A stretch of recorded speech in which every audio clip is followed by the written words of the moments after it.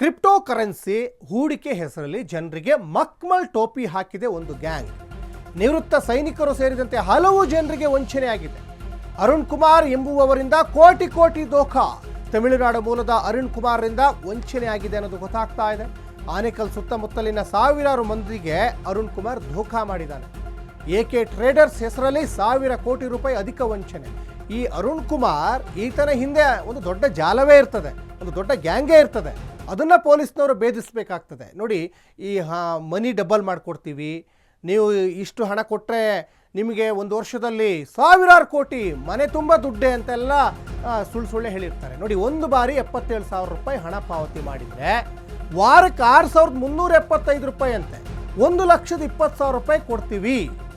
ಇದು ಅರುಣ್ ಆ್ಯಂಡ್ ಟೀಮ್ನಿಂದ ಲಕ್ಷ ಹಣ ವಸೂಲಿ ಮಾಡಲಿಕ್ಕೆ ಜನರಿಗೆ ಮಂಕುಬೂದಿ ಎರಚಿರುವಂಥದ್ದು. ಈಗಾಗಲೇ ತಮಿಳುನಾಡು ಸೇರಿದಂತೆ ಹಲವೆಡೆ ದೂರು ಕೂಡ ದಾಖಲಾಗಿದೆ. ತಮಿಳುನಾಡು ಮೂಲದವನೇ ಅರುಣ್ ಈಗ ಆನೇಕಲ್ ಸಮೀಪದ ಅನೇಕ ಅಮಾಯಕ ನಾಗರಿಕರಿಗೆ ಮೋಸ ಮಾಡಿದ್ದಾನೆ ಅನ್ನೋದು ಗೊತ್ತಾಗ್ತಾ ಇದೆ. ಅದರಲ್ಲೂ ಮಾಜಿ ಸೈನಿಕರಿಗೂ ಮೋಸ ಆಗಿದೆ. ನೋಡಿ ಸರ್, ಅವರು 75,000 ರೂಪಾಯಿ ಮಾಡಿದ ಅನ್ಕೊ ನಾವು ವೀಕ್ಲಿ ಇಷ್ಟು ಅಮೌಂಟ್ ಅಂತ ಬರ್ತದೆ ಅಂತ ಹೇಳ್ತಾರೆ ಸರ್.